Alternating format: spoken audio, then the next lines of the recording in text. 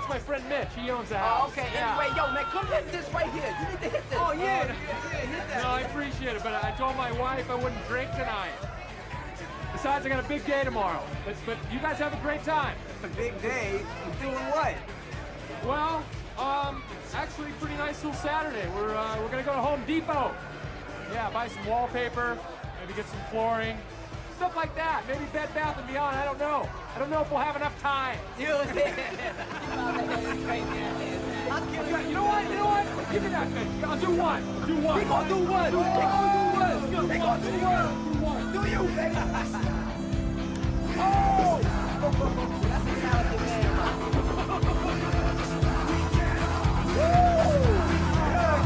That's what I'm from. Do it up again. We got it. So good. Once it hits your lips, it's so good.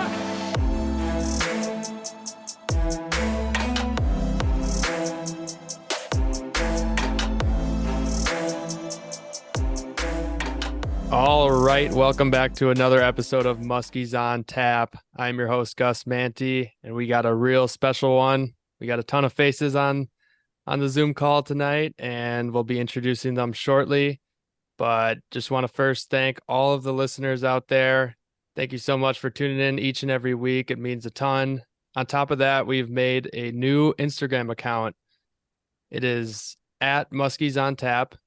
Please give it a follow. We'll be posting the podcast every single week, and we'll also be having a ton of stories on there, miscellaneous fish catches, B-roll, Instagram reels, all that good stuff. So if you guys could give that a follow, that'd be awesome. And here with us tonight on the mic is Brian Eckel. How you doing tonight, Brian? I'm doing great. Took me a couple of days to catch up on my sleep after that weekend, but was a great success and moved a lot of fish, caught a lot of fish, managed to catch my PB. So been riding that high now for a few days and excited to break it all down. Yeah, that moment was awesome to be a part of that. And I know the rest of this podcast, we're going to go into full detail on the Musky Bender weekend, new moon, big fish waters, lots happened. So stay tuned, everybody. And before we go any further, let me introduce the other Muskies on Tap member here tonight, and that is Max Manti. How are you doing tonight, Max? I'm doing good. Gus, is that a Saddle Tramp tee that you're rocking over there? Yeah, how Shout did you out. see that? Look at that. Shout out our guy Tom from the Muskie Hunks. Yes, sir. Probably Thank you, one of Tom. the coolest logos in the game. Yeah, check him out if you haven't yet. Yeah, the Instagram thing's been fun. Brian and I have been kind of spearheading the Instagram page. So if you guys see any unhinged content, blame that on Brian and I, not Gus. He kind of subtly green lights things here and there, but yeah, that'll be mostly us. And I'm really showing my boomer colors, my old age with trying to put together reels and shit. It's been a process. I've been texting Gus and Brian, asking them how to do certain stuff, and it's been bad, but yeah, it was a really fun weekend. We had two boats going, 5 of us. The other two guys that were able to join us this weekend, I'll introduce them here in a second. But yeah, really fun style of fishing. We were able to kind of cover a lot of water that way. With the 2 boats going, we had 3 guys running on a Gus's boat, 2 guys running out of Mitch Lund's boat. And, we're able to kind of just powwow here and there, which is a lot of fun, catch up, have a few beers. We ate some meals together. Another thing that I just want to add, Gus, to the Musky Bender weekend it was our first time, not first time night fishing, but first time really putting the screws down and trying to do some serious night fishing, I'd say. So that was a fun element. We'll kind of expand on that, maybe some tricks that we learned along the way. But without further ado, the other 2 members that we fished with on our Musky Bender was Mitch Lund and Parker Knapp. 2 great sticks here in the North Woods that we've known for now a little bit of time. Mitch a little bit longer. So, Mitch, if you want to just introduce yourself, I know that you have been dabbling in the guiding business a little bit and potentially might get back into it. But you want to just tell the people who you are, where you're from, and all that good stuff. Yeah, well, I'm Mitch Lund. I live in Appleton in the Fox Valley. I've known both, actually, I've known Gus, Max, and Brian for since I was a little kid, honestly. Grew up playing. Thanks to hockey. Yeah, thanks to hockey. Grew up playing hockey with Gus and got to experience a lot of tournaments, a lot of I don't know, just fun times. And Brian went to elementary school growing up all the way through high school. So pretty cool to I mean, life goes different ways at times. You get busy, but we've kind of all connected the past 2 years. And this last weekend was just tying it all back together. I mean, we had a heck of a good time. 5 guys, 2 boats, like Max said. And I don't know, we'll dig deeper into it, but overall, a great success. And so you told me when we were fishing on the boat together that you might be getting back into the guiding game a little bit. Is that true, or was that just boat talk? A little bit of both. More or less, my schedule's pretty flexible. It's something that I'd love to make more of a priority. I mean, Sure. it's a passion. It's I mean, a passion for all of us, honestly. So seeing Gus and seeing what he gets to do on a regular, I definitely am jealous of that. So that's pretty cool. Same here. He's kicking some butt at it. So definitely something I want to dabble in. This year, I mean, I am your weekend warrior. Unfortunately, work gets in the way most of the time, like everyone else, but I make most of the time that I can. And once I can lock down probably a few more lakes, really get confident in fishing a solid amount of bodies of water, it's definitely something that I could see in the foreseeable future. And I know you're a hell of a musky angler, but you do a bunch of other stuff in the outdoors too. So it sounds like, you've done guided trips for hunting, you told me bears, brown trout, all that stuff. So is that going to be kind of the full portfolio of what you might open up? Yeah, I mean, that's the plan. It's fun to fish different stuff. I mean, muskies are definitely my number one. But steelhead and brown trout, they're a close second. I love going down southern part of the state, Milwaukee area, catching some, I mean, world-class fish down there. It's no secret, but that's a blast. And just seeing other people catch those and giving them the opportunity, I mean, giving themselves the opportunity, honestly, that's what it's all about. Cool. All right. Well, our another member that we fished with this weekend was our boy, Parker Knapp, out of Rhinelander. Parker, tell the people, hey, kind of where you're from, how you got into musky fishing.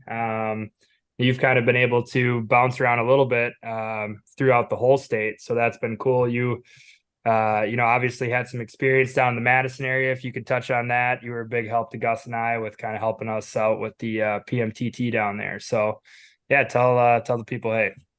Hey, how's it going tonight, guys? Just thanks for having me on. First off, appreciate that. I'm Parker Knapp.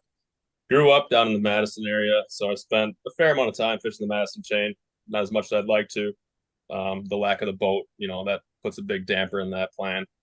But mainly grew up fishing flowage systems, Tomahawk, Wisconsin area, all that in that area. Currently live in Rhinelander now, so I'm getting to dabble into that natural lake stuff up here, which is just so much different and a whole new, it's a whole new ball game.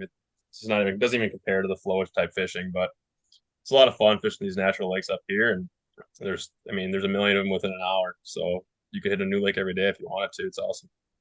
This is back before I even knew who you were, and you and Gus had become buddies, I think, over the winter. After you moved up here, you guys got connected. But he was showing me pictures before he went down to Madison of you catching these shore muskies. I haven't really seen anyone do that consistently. So, I don't know if there's any trick or trade to that, but you want to just touch on that? So you said you didn't have a boat, so you were just kind of messing around offshore. I mean, some of these fish were, really quality fish for a guy who's just casting, down a bank. Yeah, I think there's something to that. Madison, obviously, it's no secret. There's big fish in Madison. There's tons of fish in Madison, and there's all kinds of boat pressure in Madison. So I think, when you're casting offshore, it brings a whole new game to it. These fish don't see baits coming towards shore. 99% of the baits they're seeing are coming away from shore towards a boat. And I think they get a little bit conditioned to that. So I think that helps big time when you're casting towards shore. There's no secret spots. You got guys walking right next to you, and it's just, your presentations and stuff are relatively the same. I probably stayed away from the more common style baits, like your bucktails and topwaters, just because those fish are seeing a million bucktails and topwaters every single day by, thousands of people, hundreds of people. But no, you kind of just, depending on the time of the year, you just kind of, these fish are still using the same structure. So your offshore structure is the same as your onshore structure. You're just fishing it in a different direction, really. We got some big ones down there, got a lot of them, and I think biggest one we pulled from shore is about 47. Didn't have a tape on me or anything, but scratched the old rod and threw a tape on it when I got home, and it was somewhere touching that 47-inch mark, which that's a trophy fish in most bodies of water. That's awesome. Yeah, I feel like people that grow up fishing pressured waters, and to add the element of not having a boat, I feel like it just forces you to become a better angler or more well-rounded, just because you kind of have to experiment with shit and try different stuff to get a bite. But all right, well, thanks for giving us guys a little background there. I'm gonna turn it over to you guys to set the stage for our Musky Bender. What was the objective? What was the game plan going in? Just yeah, give it to us. All right. Well, this Musky Bender kind of went down on this new moon period, leading into the new moon. So typically that going on right in midsummer is just like perfect. As soon as like all the lakes just kind of start to peak out, weed growth is maximized almost. It's just a really good time to catch, usually a bunch of fish and go after a really big fish. So we got together this crew, 2 boats, and our one goal is really to just catch a big fish and just only fish big fish waters. And that was kind of the key on finding the larger fish. I mean, we went to lakes that were either on the DNR as listed as A1, or they had history of producing extremely large fish. And that was pretty much our objective there. With that in mind, we also didn't really we didn't want to sleep a whole lot, so we decided to night fish. That was something that I think all 5 of us were relatively new to. I'm sure everybody's fished into the night, but I don't know about muskies or going hard into that. But quick tips on that we found, which were a little difficult at first, is 1, don't forget a headlamp. That's a big one. You're gonna need a couple of those.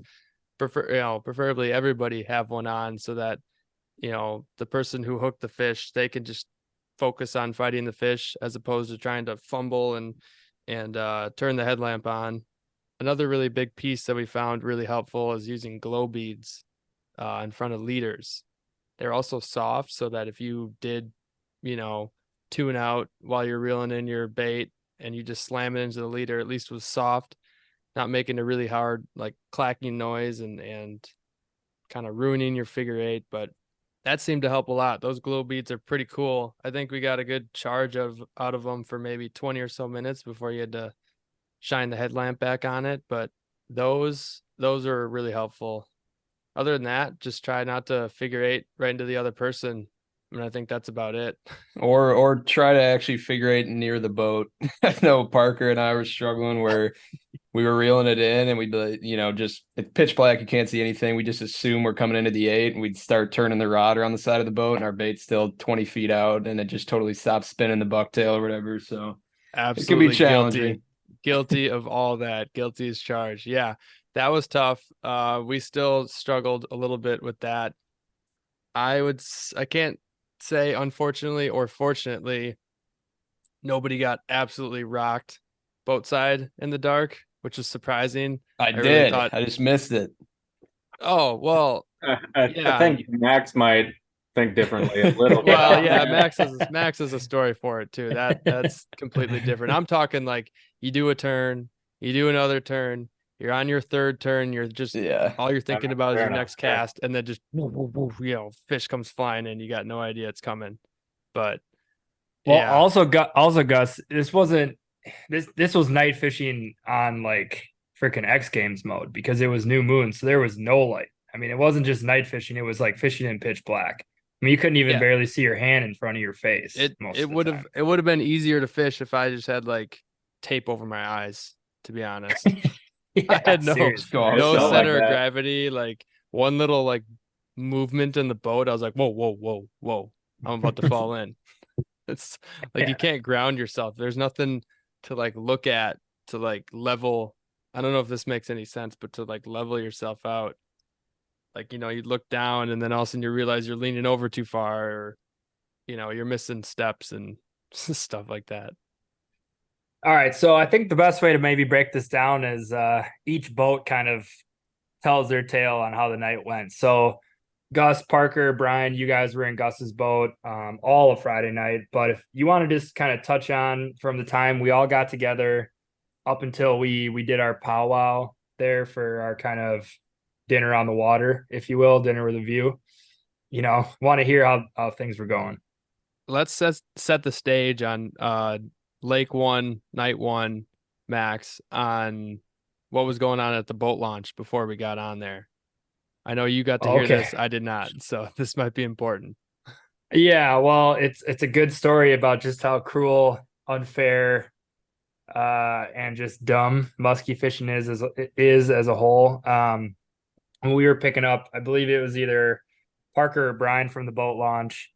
A boat was also taking out at the time. It's three guys. They were up there for I think 10 days of vacation. We were just kind of chatting with them, and they saw all of our equipment in the boat, which in itself was a pretty comical scene because Mitch brings his stuff, Parker brings his stuff, I got mine, Gus got his. We're all kind of waiting until we divvy up boats, but at that time everything was in Gus's boat, so it was just like a total shit show of musky, you know, stuff. And we're talking with this group, and they were like, "You guys going musky fishing, huh?" We're like, "Yeah, that's the plan." Well, good luck. We've been here for 8 days and haven't seen a fish. We're like, oh Oh shit. my All God. right. Well, that's not what we want to hear. And they take out, or they're actually putting in, sorry, because they were putting in to go pan fishing. They're like, yeah, we're done musky fishing. We're gonna go catch some dinner. All right, sounds good. Well, best of luck to you. And we kind of were talking internally, like, well, that's not exactly what you want to hear before heading out on a musky bender on this particular lake. But then another boat rolls in after them. This old school ranger, a guy and his wife, they're out there for probably a handful of hours. We were chatting with them. And this guy caught a 40 plus inch muskie on a bass jig. It's just funny to hear those two kind of conflicting stories. These guys are out there for days on end grinding, not seeing anything, and then you talk to another group that just went out for a few hour bass trip and was able to boat a 40 plus inch muskie. It's just hilarious. Yeah, that was funny. I didn't really exactly get to hear that, but once you told that, I was like, uh-oh. Hopefully we can find some. And I'm to be glad honest, I when didn't we hear that story. oh yeah. I Yeah. didn't pull up yet at the You would time. have been out of there. New Lake. Different lake, different lake. No, we divided and conquered once everybody got up north. And so Brian, Parker, and I, this lake that we went to, I've fished quite often, and we just immediately hit all the spots where I know fish should be recently, based on recent catches and where we've been moving them. And we were tossing the whole assortment of rubber, a few blades out there, and a couple jerk baits, and not even a sniff from a muskie. And I thought it was good weather, cloud cover, good wind, and nothing. And I think that's pretty much it for that beginning part. And then we kind of had our little powwow of boat meetup and greet. So because we weren't really seeing much. Yeah, it was important to note, I guess, that we started like you said, those kind of A1 spots that have been good in the past, and I guess leading up to the day, and they were all like, relatively deeper weeds for the lake, like 7 to 10 feet. We fished around some cribs in like 10 feet of water, and yeah, didn't see any sign of life. And then I think before we ended up meeting up with Mitch and Max, I think they had kind of helped us out and pointed us in the right direction. I think you guys had moved a fish or caught one before we met up. Yeah, I don't know what time. I know we caught the first fish during the minor. I can't remember if we had met up to have our little Yeah, shindig. the miter was or probably I don't before think that so. then. Yeah. So talking about like A1 spots, so Gus and I actually talked about this lake and have fished this lake together a couple times now. And it's always cool when you fish with buddies or new people, I guess, because everyone fishes a body of water differently. When Gus and I went there the first time, I fished my A1 spots were completely different than what his A1 were. So, I mean, that's cool in itself. Now you're sharing information, sharing past catches, follows, whatever else, heartbreaks. But in this sense, Max and I actually started in an area that isn't one of my A1 spots. We actually saved the A1 for a little bit later, and it did pan out for us. We actually, I don't know if we want to dig right into it, Gus. Yeah, go but ahead. yeah, I think Max and I had 3 fish up in what, 10 minutes? Yes. Crazy. Yeah, nuts. We kind of stumbled around this corner and you had pointed out to a point of interest on shore that you typically like to see while you're muskie fishing that to the naked eye maybe has nothing to do with muskies, and it probably actually doesn't have anything to do with muskies on shore. And so, you see it and you're sitting there saying Beep. and you're sitting, okay, we're just gonna start to feel good here. And I mean, you can take it from here, but it was, yeah, fast and furious. A lot of fish up in a short amount of time, and you were able to put hooks in one. Yeah, I think it comes down to when you're confident in an area, I think you just fish it better. And in that case, it's an area that I've moved moved fish in the past, caught a lot of fish there in the past in this July timeframe. And so going into it, you just kind of had that expectation almost that there had to be something there waiting to eat. And I had I think the first follow ended up being just it was a low, or no, that one was actually a high 30s and came in a little bit on the sluggish side, chasing I think I had on the 7.9 trigger at that point, and wasn't necessarily thrilled seeing the sluggish follow, but that shortly changed. And I think, I don't know, 2-3 casts later, Max, you were working rubber at that point, I think. Yeah, I was working my pink sus tube. Yeah. Yeah. Well, you had a pretty quality fish that wish we would have got hooks into. I don't know And how it didn't eat, man. It was on both sides of the tube. I mean, I watched it follow. We were in relatively clear water. I watched it follow for probably 15 plus feet. I mean, it was that same thing. Like the water clarity there really has stayed relatively, it has not bloomed up or is not kind of muddied up much. And you're just looking down at an aquarium beneath your feet. I mean, you're seeing bluegills. We moved into that area. We kept being like, holy shit, are there a lot of bluegills here? There's got to be a muskie, right? And right. I was just popping that tube over maybe 2 feet of clearance. And yeah, that fish was sharking on both sides of the bait, came into the first turn and left faster than it came in. I mean, it was just like, God damn, what do we got to do to get one to go? Right. So at that point, we're kind of looking at each other like, okay, things might be happening. I mean, everyone knows that muskies can be stingy and that bite window can close just as fast as it opened. And in that case, we were just looking for an actual bite.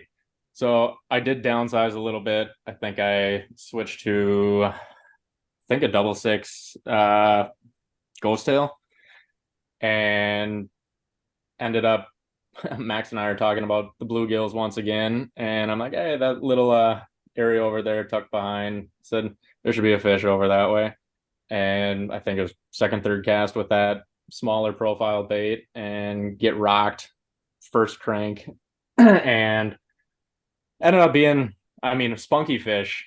We didn't know right away size on it, but ended up being, I don't know, 30, 31, didn't really measure, but it was to break the ice. I mean, that was that was kind of the first fish to start the weekend then. Besides, Max and I had both been fishing separate waters earlier in the morning and both got dinks in the morning as well.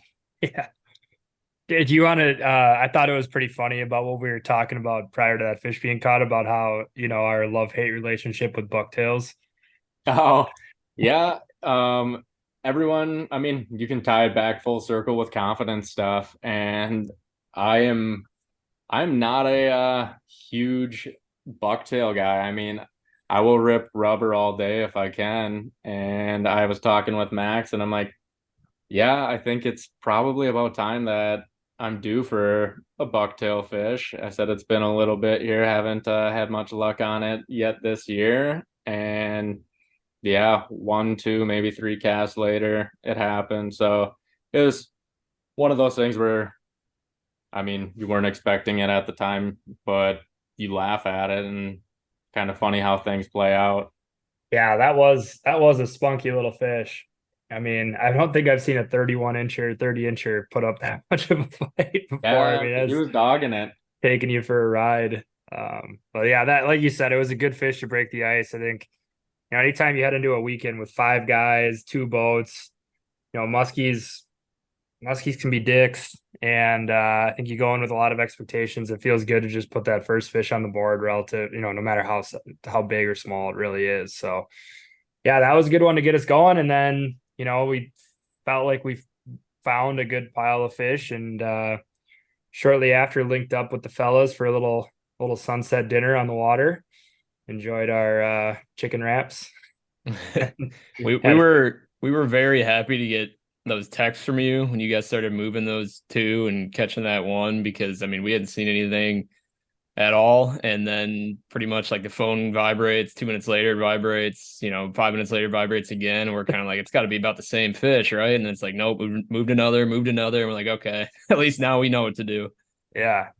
And that really was just finding the thickest shit we could possibly find and working that edge really meticulously. Like Parker kind of touched on with the shore fishing, Mitch did a really good job with bow control. We would do a run and we would cast up to the break, to that edge, to that really, really thick edge, pull baits off it. We'd kind of spin around, work down it almost like perpendicular, where, we were throwing like across the break and pulling in our baits that way. That's actually where I got the follow on the bigger fish, was making like a lateral cast across that break line and bringing it almost the whole cast was, pretty much right next to the thick stuff. So, yeah, we were able to kind of find a pile of fish, and it sounded like after that, you guys kind of adjusted your strategy and pretty much in short order started moving fish. Yeah, we followed in your footsteps there, and I know we were kind of sharing, everything, not only just like baits and types of locations, but we're sharing locations. So I ended up taking the boat down to about where you guys were and worked just almost continuing down the shoreline. And the immediate thing that I noticed looking at electronics was that it started marking like a ton of bait. And I don't remember marking like any bait on all the A1 spots that we hit right away, which was surprising because I mean, I know the last few weeks there was loads of it there, but that was the immediate thing that we noticed. And then we did start moving some fish. I know I moved two lazy ones on a Suic. Parker, Brian, I can't remember what you guys moved or how you moved fish. This was more into that sunset time period now for the listeners so that they know, where we're at in the night. So if you guys remember what you moved, I know there's a few. Yeah, I'm trying to remember like the chain of events. We moved a lot of fish over the weekend, so I'm trying to remember exactly what we moved first. I'm trying to think. Did the fish that I caught, the small one, was That was in the dark. that So was I in the don't, dark? Okay. yeah, we Some on a moved flap tail, right? We definitely moved. Yeah, or we yeah. we moved a few down that shoreline farther, like you were saying. I know Parker got popped. That was, I think, right before dark. Parker got Yeah, that was popped. a little bit in the night. Yeah, if you want to hit on that, I know it kind of caught us by surprise. It hit so quick. Yeah, I think that was the only one I saw at night on my baits. But when you're fishing behind Brian with a flap, you got to go slower, I think. And I don't know what's slower, which that gets tough. But no, I think, yeah, it was like 3, 4 fish prior to Brian getting that one, leading up to that just after dark bite, I think. Yeah, it sounds about right. I know we moved a few, or at least, saw like the late follow on the side imaging. We were casting right up to the choked out milfoil, and then it was, fairly deeper and barren right below the boat. So it was easy to see like a mark if you didn't quite see the follow on side imaging. And I think we saw one that way. But we pretty much ran like this whole shoreline into the night, stayed relatively in the same area, same part of the lake. And then I don't remember which came first. I believe it was the swing and miss muskie. But yeah, this was like right as it got pretty close to peak darkness. I don't know what it was, like 10:30 maybe. We had I was casting a flap tail in the front of the boat and couldn't see really the bait anymore. And I was dragging it, across parallel to the boat, going into the 8, and just scared us all shitless, I think. Just a massive blow up. I couldn't even see like where it hit in relation to the bait, but it swung and missed. And I like kind of like, jolted and set the hook thinking it would be there, and it wasn't. And yeah, I threw the bait back in the water and he was long gone. So that was a bummer. And that's the sad part about fishing at night is you'll never know how big or small that fish was, but it sounded mighty. And after it smacked and missed, we all were kind of silent for 10 seconds and just kind of like looked at each other like, that might have been a big fish. That was fun. I know Parker and I, when we heard that loud splash from the fish or boil or whatever you want to call it, we were all just dead silent because we were like waiting for you to say like, I got one, or like I'm hooked up, because we were just like waiting for you. Like, did it hit? Like what happened? And I was waiting for you guys to be like, well, did you screw it up or what happened there? And like I was as clueless as you guys. I mean, it's so dark, you can't see anything. And I mean, yeah, it got the heart pumping a bit, which was fun. And then yeah, like probably a couple hundred yards down the shore, I was still throwing flap tail and got actually no, sorry, I switched topwater presentation to Suic Nightwalker and was just pitter pattering that thing super slow. And I don't know, probably 5 cranks in, got crushed by what was that thing, 25 inches or something? Oh yeah, That's generous. she bumped Crushed. 25 3/4. Yeah, Gosh. yeah, Not absolutely bump fish, tiny rocked fish. by it. So yeah, that at least got a muskie on the board, added to the tally on the year. And then I think the only other action that I had that night was a nice largemouth. That one was on the Nightwalker, I think, if I remember right. Yes. Yeah, that was Yeah, on I top don't know. water too. Yeah. One of the two top waters, pretty nice largemouth. So, not what we're after, but still fun. I think we got to touch on the adrenaline rush when you're night fishing. Like we all said, kind of all, newish to the night game. And you hear someone say fish or you hear an explosion on top water, everyone goes scrambling for the net or, getting their baits in. And then Yeah. Brian Oh, pulls yeah. up a 22-inch muskie or a 16-inch smallmouth. You're like, you all think it's gonna be that 45-inch fish, 50-inch fish, and it's like a little dink. Not what you're expecting at night during a peak window kind of thing. It But it was it's very, crazy. very, very weird, like 30 minutes for us because the explosion on the water and ends up being a bass. And then pretty much in that exact same spot, like I don't even know what it was, 5-10 minutes later, Gus gets rocked and it ends up being like a 18-inch walleye. And we're like, okay, is this what night fishing is? No muskie, everything else eats. Yeah, I couldn't tell if we needed larger lures or just like really, really tiny lures, because like these small fish were annihilating like super big lures. I mean, I was using a 10-inch Suic and yeah, didn't even measure, but like somewhere in that 15, 17-ish inch walleye crushed it boat side.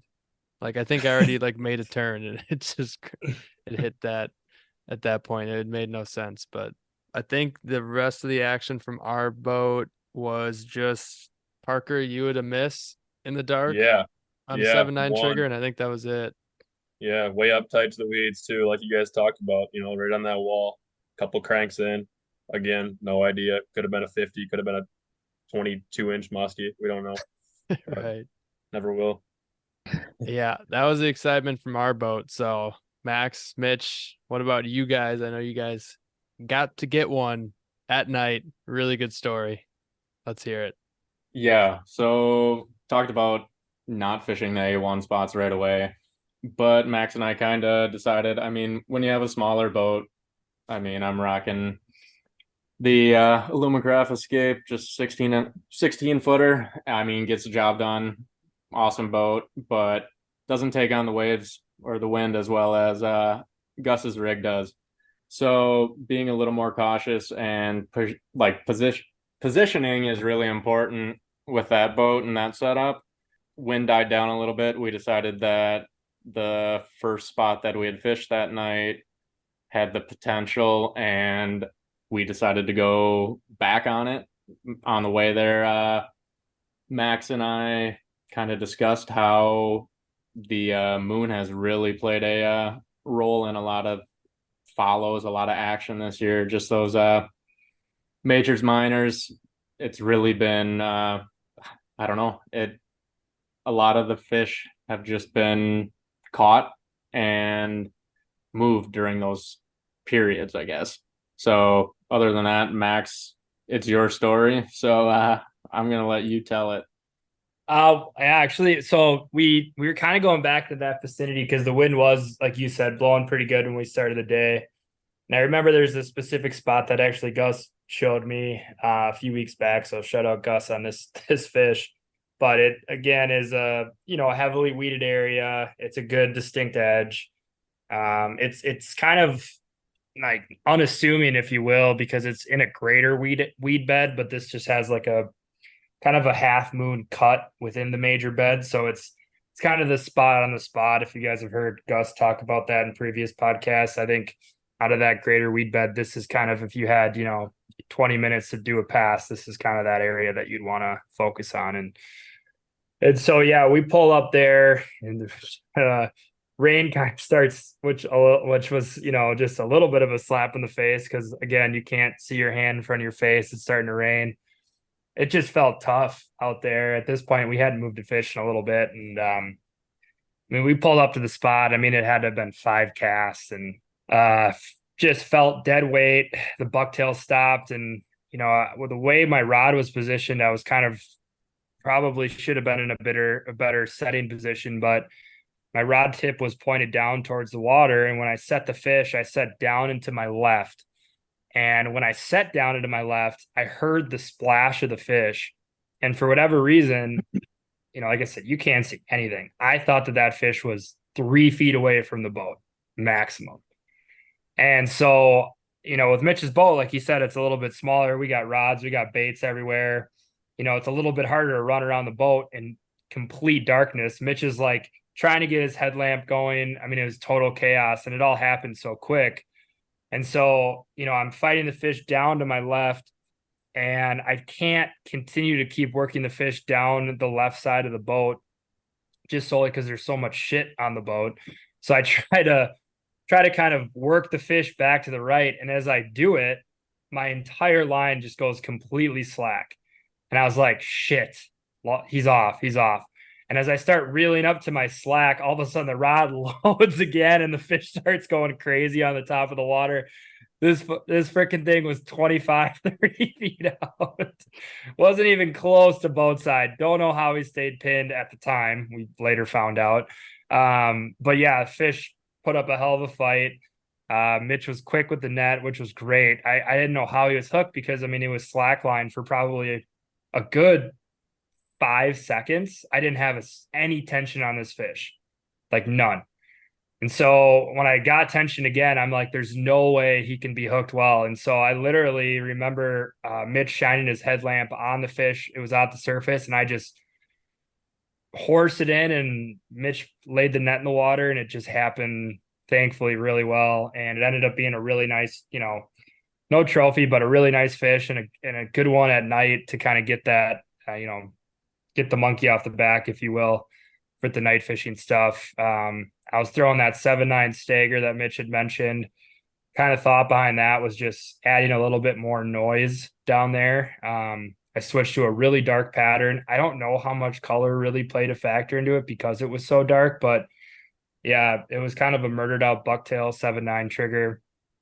And yeah, it was this a really total chaotic fish. I don't think I've ever been part of a catch that was that just kind of like chaos, because you just really couldn't see anything. When we finally got the fish in the bag, we realized he just absolutely inhaled this bucktail. And so luckily we had the right stuff. We had hook cutters, needle nose, and we're able to get the hooks cut, get the bait out of the fish relatively quickly. He had this weird kind of smirk on his mouth. He kind of had a bad upper lip, and so his bottom jaw was hanging out. It looked like he was almost kind of laughing at us. Like, what the hell are you guys still doing out here? I thought I was about to get an easy meal. And yeah, got that one back in the water, close to 40. We never really measured it. So, it's just kind of one of those things where we wanted to get a quick video, quick picture, and get it back. The picture of me, I look like an absolute mutant in, because yeah, I guess, well, another trick of the trade, if you're ever taking night pictures, I don't know how you want to do it, but maybe take a few pre-night pictures of what you look like in the pitch black before you are holding a trophy fish, because you don't want to look like an absolute imbecile when you got that trophy in your hands. So yeah, it was really exciting. After that, I mean, we were pretty content. We had both, like Mitch said, caught 2 fish that day, which in our minds is just fine. Great day. But we continued to fish hard throughout the rest of the night. I mean, we had a few hours left. That fish came pretty late in the night. We went back to that spot that we had mentioned before, but the problem was the edge of those weeds were so thick and it was so dark, it was nearly impossible to position your boat at a relatively good casting length between your boat and the weeds to make proper casts down that edge. So we found that difficult. It's just one of those things at night fishing that you're kind of posed with these different challenges. You kind of have to just fish differently.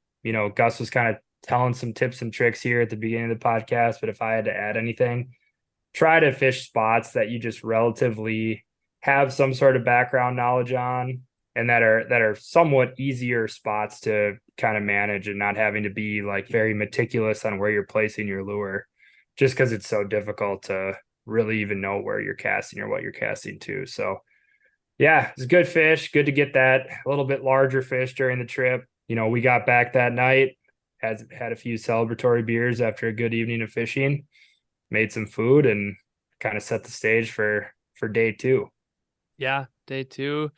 We pretty much wanted to key in on those like major moon phases. I think we only, each Friday and Saturday night, we just slept through one of the minors that was going on at like 4 a.m. or something ridiculous. We weren't gonna do the full send all night. That would have been really difficult. I think both nights we screwed up with minimal caffeine, like bringing caffeinated drinks, so that would have been impossible anyways. So, but Saturday we woke up and it was kind of in a scramble, because the lake that we went to on Saturday was a little bit more of a drive, and we realized like, oh shit, if we leave right this second and put our boat in within 5 minutes of getting there, the major starts. So we're just getting out the door. Everyone's just going. We're quickly headed up there, and we drop in, and I think, I don't know, the major started somewhere in that 10 a.m. time frame, and we had our boat in probably 10 minutes after that. I don't know. And this is into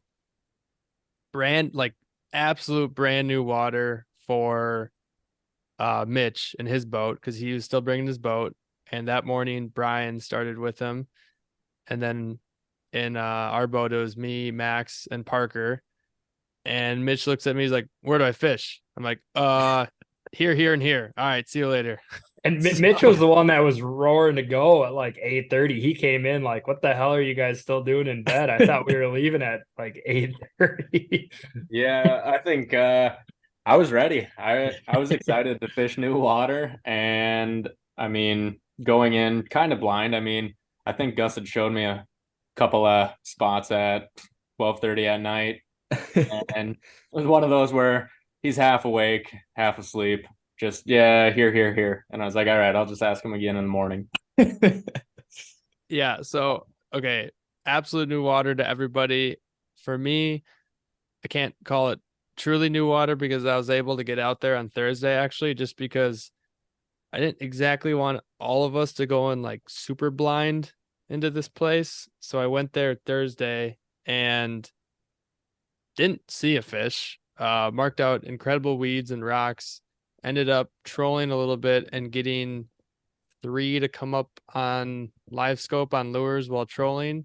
So we at least knew where some fish would be on rocks if we wanted to fish those. So, going there in advance definitely helped. But yeah, that's where I was just like, all right, Mitch, this looked really good. This looked really good. There should be fish there, but I don't know exactly. So that was pretty much how it started. And when we got out there for our boat, Max, Parker, and I, we just buzzed straight to kind of an isolated, deeper weed hump near the weeds that I was like, oh, that looked intriguing on Thursday. Let's just go fish that. And we hammered that. Parker, What's what that? real quick, Gus, Parker, what were we talking about before we pulled up to the spot? Do you remember our conversation? I do. I'm pretty sure it was talking about like this whole year we haven't just like pulled up, a new lake, any lake actually, even Any the lakes lake. you've been fishing, the entire season, and you've never just gone out there, made 15, 20 casts and just stuck a fish like right away. Yeah, this has been one of those years. Little did we know it was going to transition into a pretty hectic half hour there. Yeah, that was an absolute power half hour window for us because it was, right there, getting there during that major. Fish that little isolated weed hump kind of. And I'm just sitting there on the trolling motor, like, where do we go next? Because like we fished around it and the wind was beating into the spot and I was just kind of letting us idle. And then all of a sudden Max looks on side of him and she's like, oh, there's weeds starting again. That looks pretty good. I'm like, oh, all right, we'll just keep going. And like 2 casts later, maybe not even, Max just has like a, I don't know, what'd you say? Low, mid 40s come flying in on a bucktail.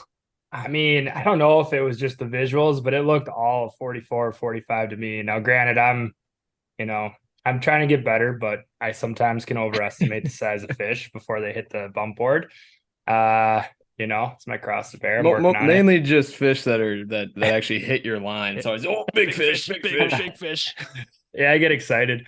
But yeah, I mean, it was cool. It came screaming in on a bucktail. Again, the 7.9 trigger, but it was a Suggs custom. Suggs custom. Hey, well, you don't need to be talking about it. That's that prototype. Oh, right. Yeah. Shush. Yeah, can't have anyone know. That bait's gonna sell like hotcakes. If anyone probably gets the inside joke there. The interesting thing with this water was the fish that came in was so much blonder than a typical Wisconsin fish. So maybe that might have had something to do with the size just because it looks so different. But that was cool. It almost looked like, when you see those videos of Minnesota fish or like the vermilion fish, when they come in, they're all blonde. I mean, it just had a really light colored back. I mean, Parker was able to see it, Gus didn't, but it followed around a few times in the 8, and I think I kind of screwed up the 8. I went a little bit too wide, and I looked at Parker. I was like, that fish was looking to eat. I just didn't keep the bait in its face for long enough. But yeah, it was a really good sign. I mean, we were there for no more than 15, 20 minutes and we move whether it was a 43 or a 46, who cares? It was a really nice fish. And that definitely helped get the confidence up, I think, for everybody, because we had texted Brian and Mitch. We're like, yep, there's some big fish in this lake. So yeah, that was cool to see early on. Yeah, Mitch and I had a different story to start. We, took what we could from Gus's little tidbit of knowledge in the lake and got to, I guess, the general area where he pointed us. And we drove around the Dead Sea for, I don't know, 20, 30 minutes there, fighting the wind. We're like, all right, we got to switch this up quick. Like, it's the major. We're fishing pretty much nothing here. Little did we know, we found out later in the day, we were probably within 100 yards of this huge weed bed, and we just never saw it on side imaging. And so it is what it is. But we transitioned farther down the shoreline, kind of into this bay that looked, like it was laying a little bit lower. I don't know, just kind of gave that feel of a weedy bay, and ended up finding some really good weeds there, and like out to probably 7 or 8 feet of water. And we worked that for, I don't know, 30, 40 minutes. I don't think we got anything on the first pass, and then we ran it back through because we were kind of getting blown through pretty quick from the wind. And I think then Mitch raised what maybe was a muskie. I don't know if we ever caught good eyes on it. Yeah, can't confirm or deny on that. It was just one of those 30, 40 feet out, came up fast, followed for 2 seconds, and decided to go the other way. So not a real big fish, but a little glimmer of hope because, like Brian said, just kind of going in there and going off of the spots that Gus had pointed us. I mean, pointed in the direction at least. And yeah, I mean, that first spot, definitely, if we would have not been in the major, I think we would have putted around a little bit more and eventually found that super nice weed edge there and definitely stuck with that. But not knowing, we had to kind of bounce around and find some potential fish that would move. Yeah, I'm trying to remember exactly if this was like at the end of the major. I think we still had probably 30 minutes left in the major. We were just looking at the lake map on Mitch's Garmin there, and we saw this really prominent rock bar. And we figured worth a shot. I don't know if we had the text or had seen the text from Max or Gus about fish they were moving, but we decided to go the other direction and not fish weeds. So we pull up to this rock bar. It's getting just chucked with wind, and drifted the whole thing like twice, and it seemed super good. But again, just no sign of life. And I think we then transitioned to like a secondary little point or mid-lake hump that was also rocky with no weeds. No luck there either. We were kind of getting destroyed by the wind, and so we were kind of down bad, a little bit lost, and probably just should have stuck it out in that weed bed, but live and you learn. And once we met back up with the guys, we kind of developed a more confident game plan of how to attack this new water. Yeah, so I guess I'll throw it back, and it's funny, the whole new water thing. Like when you guys talk about being 100 yards away from the weed bed, it's like that meme where there's like two guys digging the tunnel, and there's like the big diamond at the end, and the one guy gives up, and he's like really close to it, and the other guy, is still digging or whatever. But yeah, going back to like the power hour thing. So me, Gus, and Parker in the boat. We moved that really nice fish, and Gus, correct me if I'm wrong, but it was like a few minutes later, we're still just drifting down the weed bed, and all of a sudden just get rocked way out in the cast. Knew right away. You can actually hear me on the video just go tiger because it hit. The whole back of the fish came up out of the water. I saw the pattern. So it's like, you have the element of, it's a good fish, probably the biggest of the trip. You coincide that with the fact that, it's a tiger muskie. Heart was thumping pretty good. Definitely had some extra nerves there just because I had really never put a big tiger in the boat before. I've caught my fair share of them, but just none of those ones where you see the head and you're just like, holy shit, that's a good fish. And so, yeah, it just it was a sweet fish. It's on Gus's Instagram. Just ended up being a really nice tiger, not too far away from where I moved that big one. So we were able to get that one. Vibes were very high after that. On this lake, it's just in general, you move this great big fish, and we catch a really big tiger. So we're like, well, we're doing that pass again. So we spin back around and drifting over the waypoint of where I moved the big one. We were about 80 yards down from it, and same thing. Tell you what, I want to see the video again because I remember the hit just being completely just violent, where it almost kind of took the rod a little bit out of my hand. I think I was in mid-sentence talking to somebody and just felt it completely crush my bucktail. Another really nice fish again in the same weed bed, and that one unfortunately didn't end like the tiger did. Had it hooked for a while. You can see on the film, and I remember too, right after I set, the fish actually came out of the water 2 or 3 different times trying to shake that lure loose. And even though it was far out on the cast, I could see the bucktail just going back and forth back and forth. I'm like, there's just no way this fish is hooked very well. And when we got it up around the side of the boat, probably we were talking before we started recording tonight, hindsight's 2020. You wish you would have done stuff differently when you miss a nice fish, but maybe could have played it a little bit more aggressively. I was in the mindset where I knew it was hooked a little bit light because when it came around the front of the boat and you could see the fish perfectly in the water, we knew it was a good fish. I saw the entire bucktail. I couldn't tell exactly where it was, but you could just see like the full skirt and the blades. And so I'm like, where the hell are the hooks? And I probably had a chance to horse it at that point, but went the route of trying to play it out and just stick with where the fish was swimming.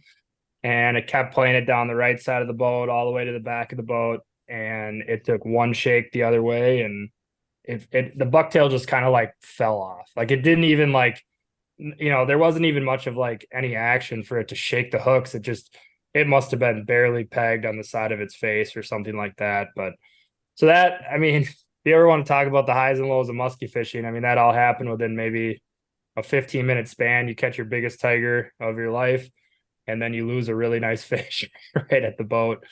So yeah, that's as we like to say on our boat, that's the way she goes. But didn't keep us down for too long. We switched it up pretty quickly after that, and Gus was able to get another nice fish on the board. Yeah, we just, that was awesome. Tiger Max PB for you.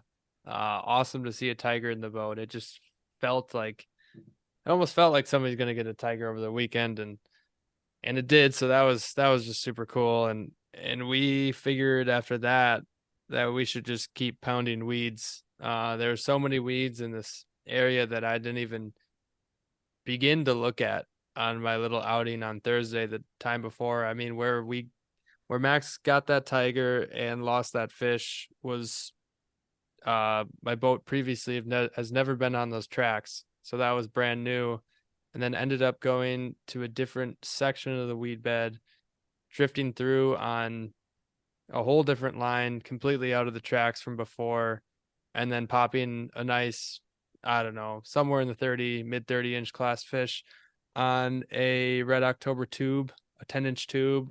Shout out to Jack Tierlink, hooked me up with a Boggs custom, sent that with Mitch for the way up, and it's like the ugliest color known to man. It's Wonder Kind of a Bread. sus tube as well. It's Wonder Bread. It's got, pinks, purples, yellows, blues, white base, and the thing looks so bad in the water, and it caught a fish. So there you have it, people. The uglier the tube, the more it gets bit. So that fish hit the bag, and that was actually completely out of any moon phase. And I don't think a single thing was going on with the wind or the clouds so that was just a bait in front of Musky's face. That fish for some reason wanted to eat, and there you have it, fish in the bag. So that was lucky. And even for that, looking back on that, I think everything except for Brian's big fish, or I guess in Max's the night before, that they had to cut hooks, a lot of fish were not hitting baits correctly, as you could say, I guess, like nipping or hitting them weird, because the tube fish I caught came off in the net, and I could tell I didn't get a great hook set into it and all that. But yeah, fish were just kind of hitting weird. Some of them were hitting weird. And I believe so if I'm not mistaken, that was the last fish or sighting of a fish before lunch. Yeah. I think we broke for lunch probably 45 minutes after that, Yep. which was very welcomed for Mitch and I. Got to fill our bellies and lift the spirits a little bit more going into the afternoon shift. Yeah, I think you guys are the only one that had alcoholic beverages at lunch. Yeah. Ease the pain a little bit. Little Bloody Mary always helps out. It does. I had my fair shares of beers that weekend, but that was just funny. It was like, you're like, I'll take a sweet tea. Yeah, I'll take a bloody chase, please. How's your fishing day going? But I don't know. Sometimes they're down bad like that, but it was only a only a temporary hold up for us. I mean, I struggled a little bit that day. Wasn't a great outing for me. Had a chance at a real nice one that we can talk about in a little bit, but I mean, Brian made up for it at least. He brought that luck, took the bad luck from my boat and brought it over to Gus. Yeah, post lunch, Brian hopped on to our boat. So it was Max, Brian, and I, the Mott crew, and then Parker and Mitch in Mitch's boat for the post lunch. And anybody want to share what happens next? I can't remember exactly. I just remember, Not seeing a fish for the next 4 hours. yeah, getting Yeah, I was pretty gonna say, it's wet, got a lot tough. of rain, the juiciest conditions ever. Yeah, we trolled for a little bit and then we're like, oh wow, there's some nice rain coming in. It's like let's get going on casting and let's go back to where we, contacted and caught those fish. And our boat, we just raised a dink and caught a pike or two or something like that. Like it wasn't very Yeah, eventful. it That wasn't rain much. Yeah, I was we thinking, got like thinking Brian had the skunk on him at that point. I still hadn't. I mean, I think by that point, everybody had at least had a follow or caught a fish. I had yet to see a muskie in this body of water. Parker's shaking his Parker. head. You didn't have a Or follow no, either? not everyone. Not everyone. Well, actually, though, I was just gonna say, I think the first little bit of action though out of our boat, me and Parker, was we decided I think we went back to grab our night stuff, went back to the landing, decided, hey, let's try out this bay. And Parker just about stuck what would you say? How big do you think that thing I was? 16, 17. Yeah. It was in Pounder? there. Came up on Pounder? the 8 though. What's up? 17 pounder. Yeah, we can go with Yeah. that. We'll say Yeah, that. we'll go with that. No, Fish story. just a little guy that wanted to eat, but I think that was just a little sign of life that we needed. It gave us just, whether it's a big one or small, at least it gets your heart rate up a little bit. Did you? And then I think, was it right after that rain ended?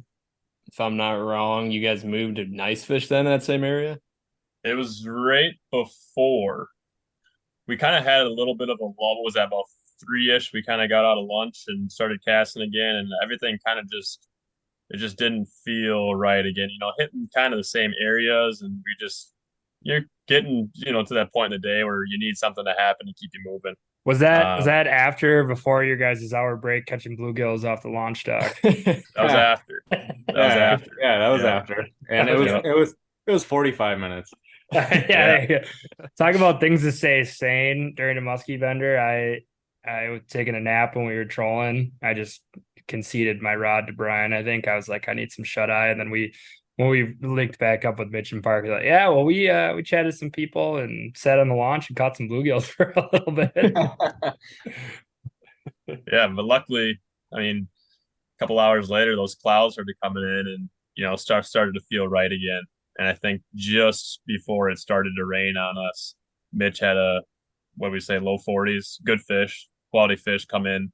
But unfortunately, fishing those weedy-ish bays, you get those tall weeds every once in a while. And I think that could have deterred that fish from coming in all the way to the boat. It kind of quit, 10-ish feet or so from the boat. Mitch can probably, I never actually get to see the fish. Mitch can kind of touch on that one a little bit more, but Yeah, just kind of, well, Parker and I actually went back to the spot that Brian and I had fished in the morning, and like Brian had pointed out earlier, it not knowing in the early morning where exactly to go, that was just one of our areas that, looking at Navionics and everything, looked like, hey, that should be a bay back there that holds some good weeds, which it did then. But yeah, that fish kind of screamed up on me, and about 15, 20 feet from the boat, saw that she kind of slammed on the brakes, and I fully anticipated her coming into the 8 on that. But like you said, low 40s, super solid fish. Would have loved to put hooks into it, but that was kind of our moment, like, hey, okay, well, this fish, or there's a fish in this area, so definitely worth coming back on during some sort of moon. Yeah, then we continued the next couple hours. Got a little wet there for about 45 minutes. No rain gear. It was good. Woke you up a little bit. Yeah, we Uh, definitely dropped the ball on the rain gear. Don't if it's not soaked, don't take it out of your boat and bring it into the cabin. Leave it in the boat. I think we were just delirious that morning because, yeah, we were slightly underprepared for that huge rainstorm that hit. I mean, I didn't have the appropriate gear. Mitch and I changed pants at one point in time because he needed a little more coverage. Hey yo. It was I borrowed some pants. yeah, not change Yeah. pants. Sorry, borrowed some pants. My bad. Yeesh. Don't want to give the listeners the wrong idea there. Yeah, yeah, but yeah, no, it was just, dude. Yeah, that rainstorm was hilarious. Like it was, what was it, like a 20% chance of rain, and the next thing you know, it just pissed rain for about 35-40 minutes straight. Yeah. We thought it was gonna start hailing at one point. I mean, it was coming down in torrential sheets. downpour. Yeah, it was bad. So I guess for our boat then, we really didn't see another fish there until we met back up again after the minor, maybe at like 8:30 or so we met back up. I was later than that because it wasn't 9 too o'clock? long. Wasn't Yeah, too probably long 9 after we o'clock. met up that fireworks happened. Yeah, before we get to that point, I did raise one that Parker and I kind of had one of those moments where we just looked at each other and kind of disbelief of hey, did that really just happen? Or I guess in that case not happen. Had a super respectable, I'd say 44, 45 that came in once again on that same stagger blade that murdered out Trigger, and just came in hot. And first turn of the eight, she's right behind it, and I hung it high on the right side corner, and she kind of flares at it, does a tail kick, and looks like she's just gonna munch right there.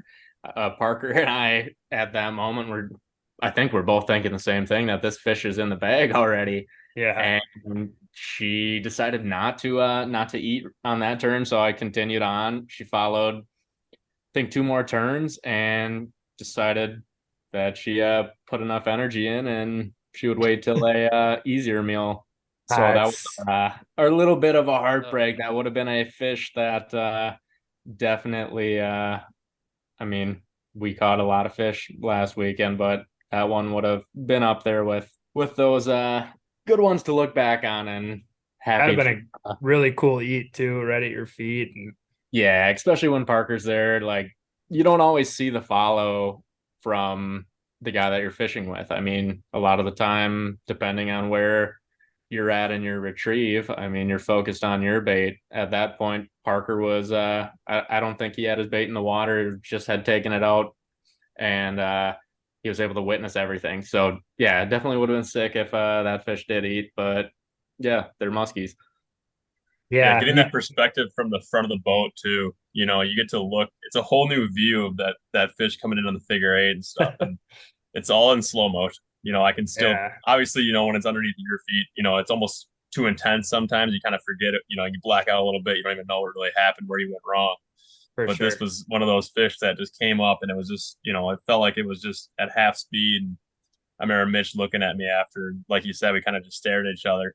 And he looked at me, he's like, "What did I do wrong? Like, what could I have done differently?" And I'm like, honestly, it felt like one of those fish that was just either going to eat or not eat. I'm not sure if there's something, some trick in the trade that you could have done to made that fish eat, but I don't know. It felt good. It felt right. But it's hard to change up anything fish with a bucktail in the eight. I mean, you always hear you don't want to stop the blades from moving, but that was kind of the tail of the weekend in terms of all the fish you moved, especially on Sunday, as they'd come firing in on the eight, and you're like, "Yep, this is locked. Like, this thing's gonna eat on the second turn," and then like they'd have their nose on it at times or nip at it, like Gus was saying, just weird, actions by them, and then they just disappear. So whatever the weather was, or whatever made them act.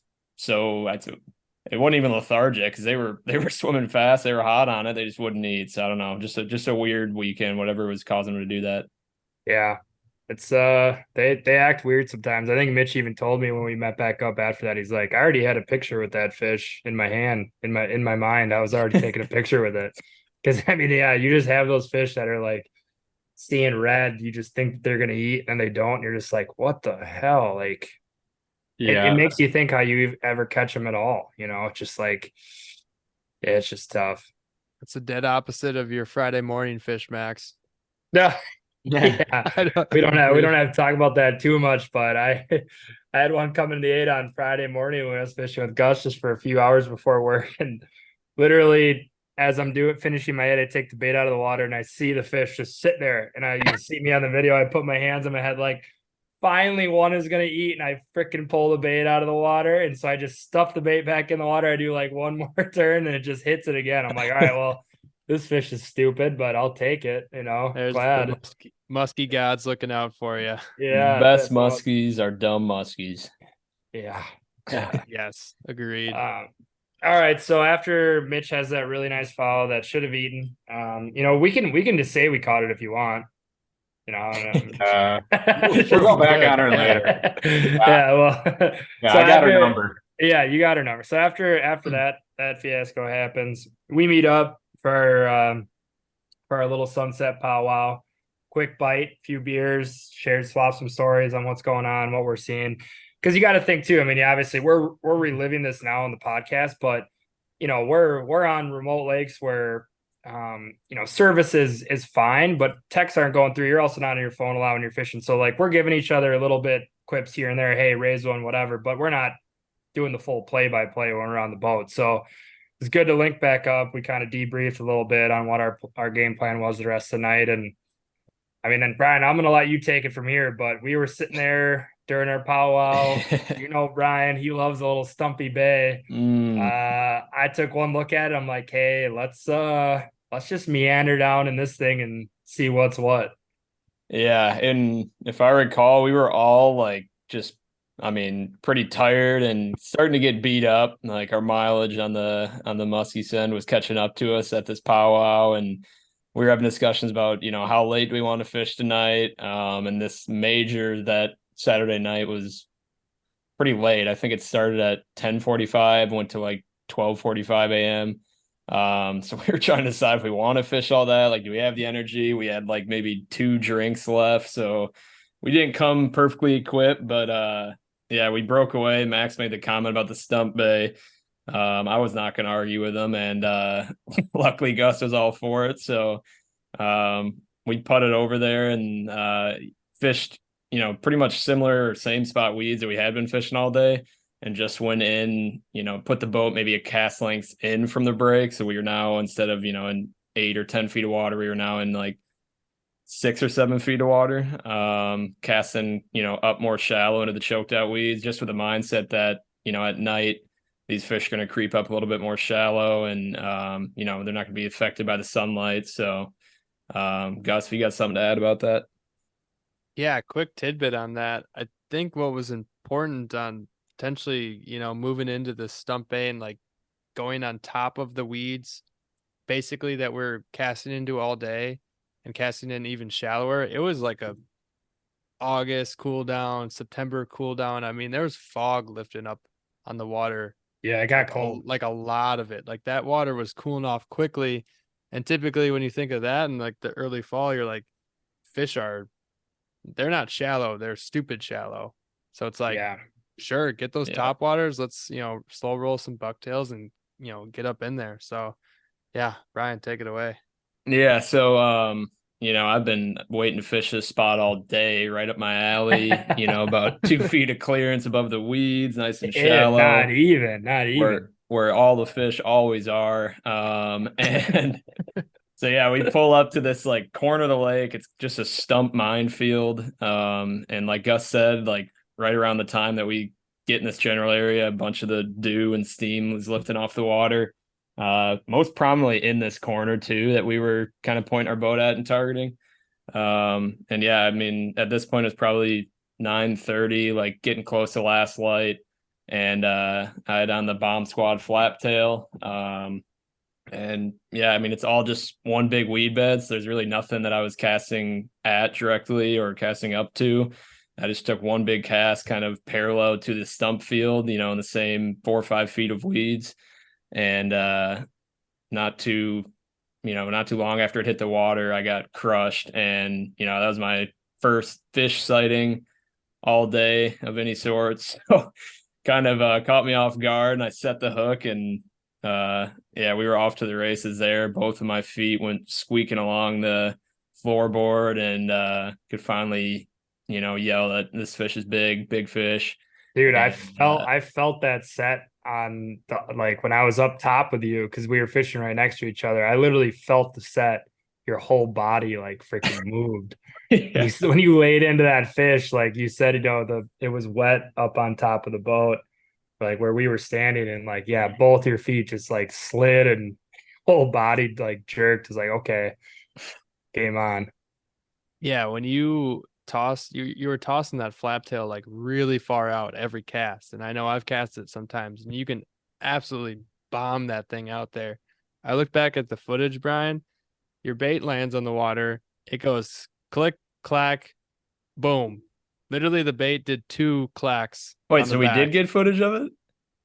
The back cam got it. Yeah, Oh, of the nice, eat, nice. of the eat, Yeah, not the not not the everything else. not Net the hook job. set. Yeah, So we didn't okay. get to see your hook set. The net is on phone. We'll get into that here Yeah, we'll in a get into second. that. But yeah, it ate immediately and put up some Yeah, insane water, way out there. And you were saying like I think it's digging into the weeds.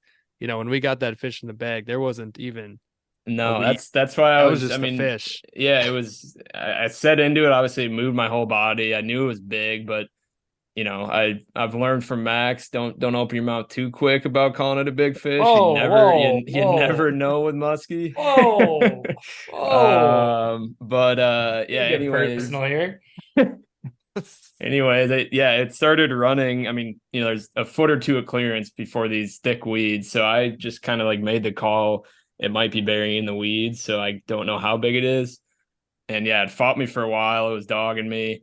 And it was so dark that even when we got it, around the boat and got it up to get a look at it, I just couldn't like quite see the whole fish. And it just, with a low light, it looked narrower and shorter than it actually was. So yeah, then we bring it around into the eight, or not into the eight, bring it up to the boat. I think we put the net down and the fish made one more run. So then I circled it back around, and it kind of like gave up on us, which was what we thought was going to be perfect for the net job. And I'm dragging it across the water and straight into the net. And then I think we all had a mini heart attack because the front hook on the flap tail gets stuck right in the front of the net as the fish is coming in. And all of a sudden, like, the net's in the water and the fish's nose is in the net, and that's it. The rest of the fish is just out of the net. And so Gus is like pulling the net closer. I'm like trying to like maybe pull the fish into the net the best I could, but like the hook was now in the nets. We weren't really moving that. Gus ends up like trying to, maybe dig the net a little bit deeper and be able to scoop it in. And like nothing was working. We're kind of just frantic trying to figure out what to do. Gus then has the net like vertical straight down into the water with the fish dangling in front of it.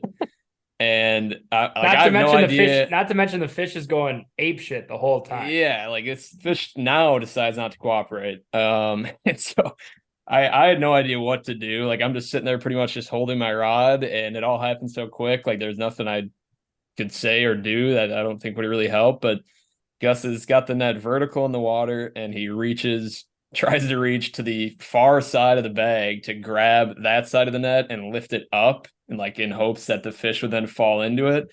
And he like lets go of the long part of the handle. He's yelling at Max, like, grab net, Max, grab the net. And Gus is all the way over the boat. And I think that's what ended up working, is you're able to get a hand on kind of like the far railing side of the net and just lift it up, and the fish kind of folded in at that point. I Yeah, want to hear from so Gus's perspective because he was the one who had the up and close personal like viewpoint of this fish and the net job and everything, and he was the only one who knew how big it I really think was. I think before Gus tells his side, it's important to note Gus's dialogue as he's wrestling with this fish. He's sitting there yelling at it, "Get in the net! Why won't you get in the net?" We'll release the video on some platform. I don't know if it'll be on the Muskies on tap or if I don't know. oh We'll see man. what we release now because it is. I mean, Uh, it is some pretty it's a, compelling video. it's it would get some views, it's extremely embarrassing on myself. I have never personally seen a big fish come in so easily to the net head first and have so much shit go down so quickly.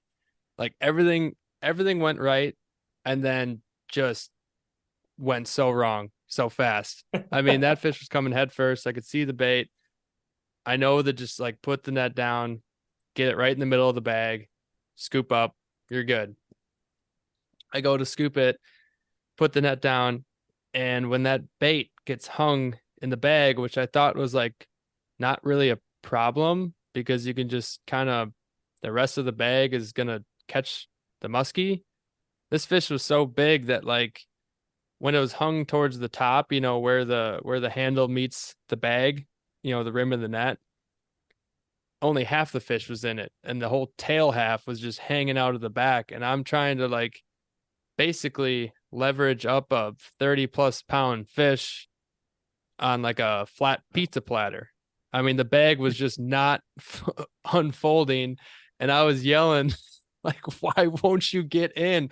I was so confused. I'm like, "Why won't you get in the bag?" And I drop it vertical, like Ryan was saying, and I think for 4 seconds that fish didn't thrash around, and my brain was moving so fast that I was about to bear hug that entire fish and just chuck in the boat. That sounds horrible, but I was very close. I was also close to getting my hand in the gill to just hand land it, but it's a flap tail and it's got hooks everywhere, and there's hooks caught in the bag. So it's like really big fish, hook caught in my hand, caught in the bag. We don't need three things caught together. Like, that's, and I was about to, I was attempting to try the drop the bag method where I just don't like use. That's what I thought you were gonna do, and I was like, "Oh no!" Like, Yeah, we've like it never was just, tried this. yeah. So, but I was then trying to. I didn't want to hand land it, so I was then trying to reach to the back side of the bag, and honestly, I wasn't exactly trying to like grab the other side of the bag. I was trying to grab the tail of the fish to curl it in because I thought like that's all it needed, which is, and lucky for us and myself, the fish on its last thrash curved itself into the bag, like when it went nuts that last time, and then just dropped into the bag. And I was like looking at it when it dropped in, and I'm like, how did all this happen in the first place? Like there was plenty of bag space down there for it to drop in. I was beyond myself and The so funny, relieved. a quick funny tidbit too to that is Yeah. it was so dark that I knew it was a good fish. I didn't know how big it was. But Gus was definitely panicking more than me because he was like hands on with the fish, wrestling it into the net, and he knew it was big. I knew it And was I really was, big. yeah, I couldn't like quite get a full glimpse. I was like, I oh, it's a was, good fish, but I'm not I panicking was, because I didn't I know it was was my thinking, PB. I was thinking dangerous things on that one. I mean, Gus, you said that it was like embarrassing for you, but I mean, if there's any future clients listening to this, I mean, you were risking fingers, limbs, Oh yeah. body to get that fish in the bag. Like it wasn't obviously shit Yeah. happens when you're musky fishing and netting big fish. I think, we've heard a lot of horror stories from our days just from other people, and like there's stuff that you just can't control that happens. I mean, you were in the shit trying to get that fish in the bag. Like I had the Yeah. camera rolling and like I said, we'll show you guys this footage, but like Gus is, reaching over the boat, like there are hooks flying everywhere. I mean, something bad could have potentially really Yeah. happened if you had gotten hooked. I actually almost hooked my finger on the lure with the, fish, the lure still in the fish's mouth when it got in the net finally, when I was taking the hooks out. and that was scary. I mean, I still have the poke, and it almost jabbed completely through. I think I got lucky on that one, but turns out this fish inhaled the entire flap tail, and it wasn't the two arms of hooks that was caught in the fish. It had the middle hook. I mean, there was like some gnarly teeth marks in the front of this flap tail. Thank God. It Ended broke up it. having, It broke the whole bait. It Yeah. was yeah, unusable after it that. doesn't really work right anymore. I've been trying to, fix it. So if anybody knows Bomb Squad baits, how I can hook up with them, that would be dope to like fix the arms and stuff, because I don't have the gear for that. But yeah, had to cut hooks. That fish was laying in the bag. Now finally all three of us are looking down at it, and we're talking numbers. I think the first number that flew out was like 43 inch. That's what And I I'm just thought. like, Yeah. I'm like, no, more like 45, 46 pushing that. And you're like, what? No. Yeah, I I had will no say- idea. Go ahead, Parker. I will say that we did get a text saying you had a 44-ish incher in the bag. Yeah, I mean do recall. it was so dark that like it was hard to judge. And I didn't have any idea until I got a hand and skill and was pulling it up into the boat.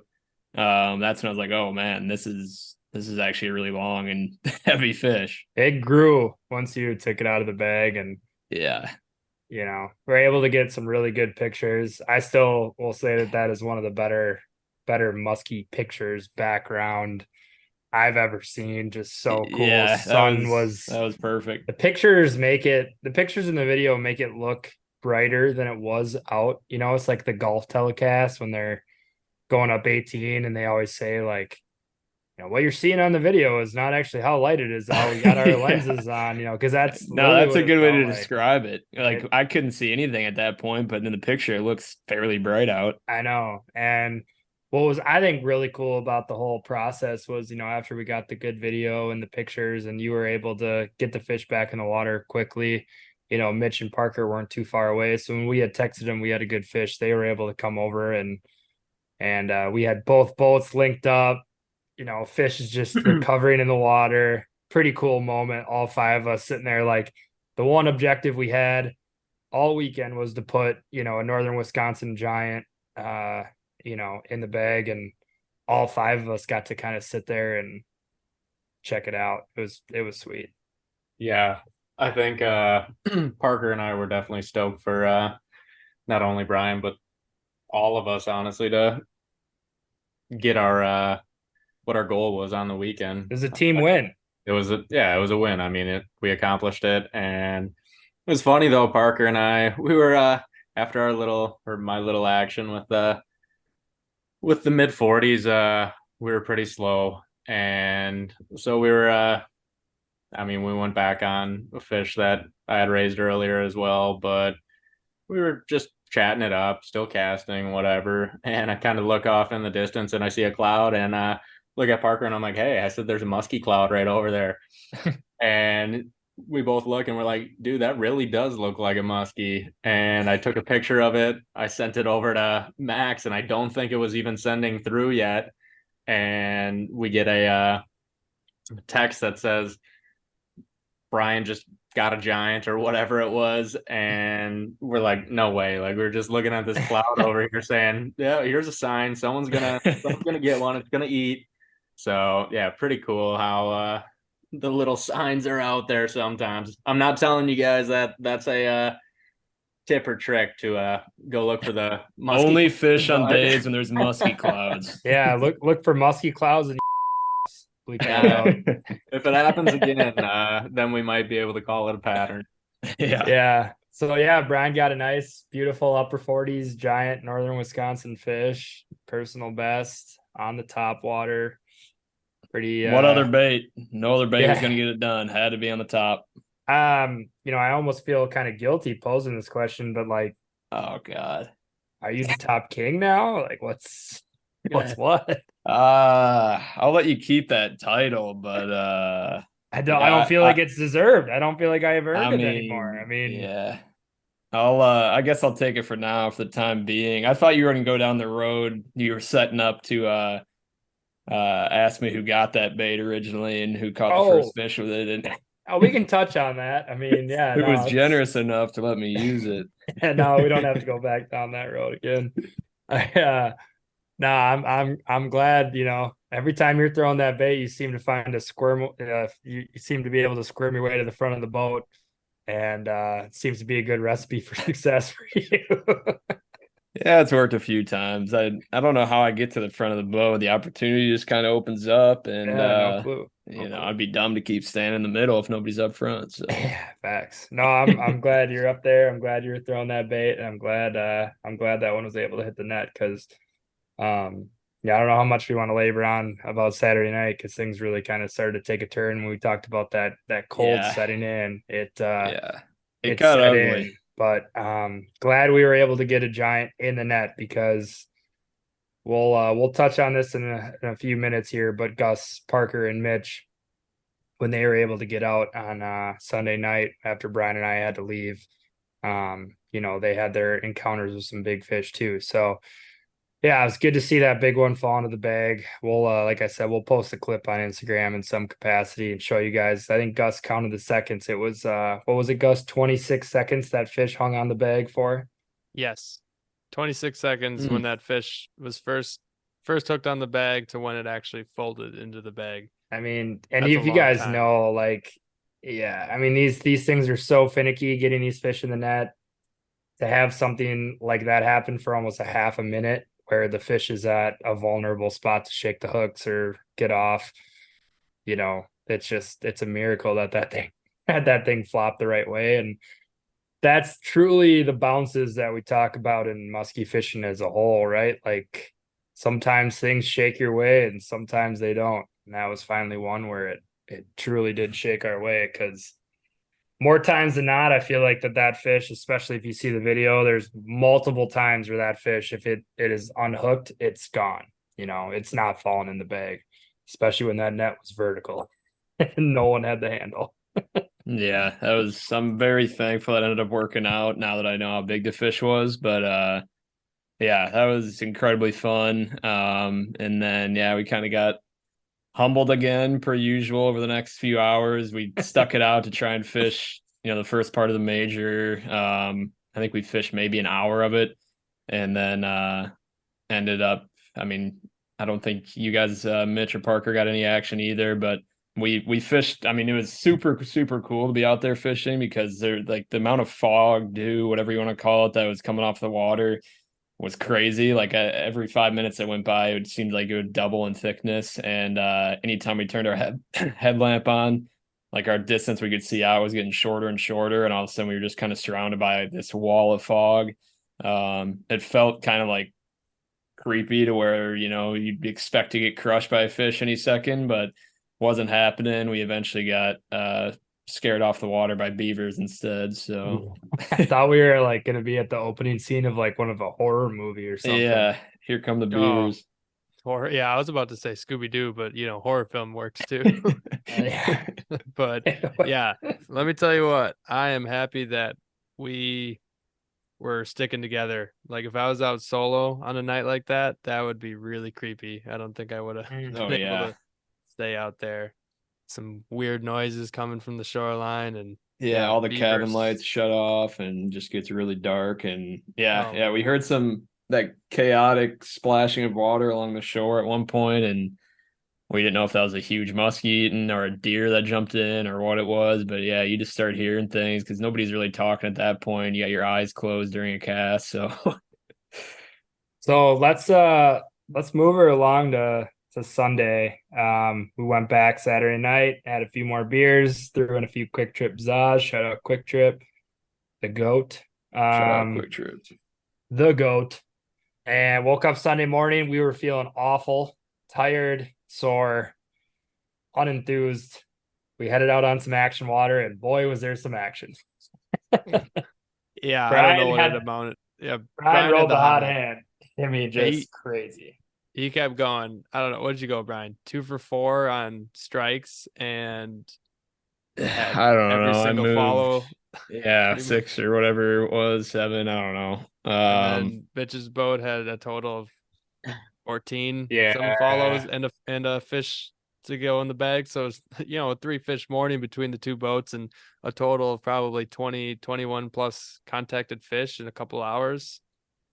That was pretty Yeah, nuts. that was wild. We were fishing your typical weed lines and kind of stuck to our plan that I worked on Saturday, which moved a lot of fish on blades. And I think we were at one point I was with Gus and Max and we were throwing 3 wide bucktails and slightly different variations. And then not too long in, I was making a bait change per usual, and I think for whatever reason Gus mentioned this little spinner bait type thing where it's just got like the grub tail on it and no hair or anything like that. And it's got I don't even Gus, what kind of blade is it? A French blade? You changed it, but it started with like a tiny little Indiana, and then you changed it to a really small French, Yeah. probably similar to a number 5 Maps, I would Yeah, say. that sounds right. Something like that. But Yeah. both of them like thump super loud. So I don't know, it's just a good change up at that point in the day. So yeah, I threw on this bait and then yeah, like I said, moved 6 or 7 fish, caught a nice tiger muskie, caught like a 30-inch muskie. They were just super active on this bait, had like a couple come into the 8, super hot, like pretty much nipping at it and couldn't get them to go. So yeah, super fun day there. Sunday. And then yeah, Max and I had to head out there in the later afternoon and I think Gus, Parker, and Mitch were able to get out on another new body of water, maybe for one or two of you for the evening shift. Yeah, I think Parker and I stuck it out a little bit longer on the body of water that we were fishing when all 5 of us were out there with all that action. But yeah, a little bit chaotic. I mean, it was almost it is kind of humorous looking back at it. A lot of upper 20s, lower 30s fish that just come in screaming hot. And I mean, it was one of those things where it was exciting. I mean, it's always exciting when you get a follow like that, but the conversion rate or the bite rate, I guess, was not the percentage you're looking at. But glad that we got a couple fish in the boat, and like Brian was saying, Brian and Max had to head out Sunday afternoon. Parker and I made our way back to Gus's house, and from there we kind of put together a plan to go try to target some bigger fish again. Yeah, we decided to go to a lake that actually Parker and I went to the week prior, and Parker got a really nice tiger, and we moved a really nice, I don't know, 43, 44-inch class fish out on a bucktail and a couple more fish. So we're like, okay, there's a good amount of fish here. We've heard that there's a good amount of fish there. And there's also still shots at big fish, somewhat pressured water, but we're like, screw it. Let's give it a shot. It's the day before the new moon. We got some juicy weather coming in. So let's just give it our all 3 of us, Parker, Mitch, and I. So yeah, I think it was the first drift that we went through the spot, and Parker was the first to hook up. So Parker, you want to talk about that? Yeah. Like Gus had mentioned, we had fished out there the week prior, had some action, knew where some big fish were living.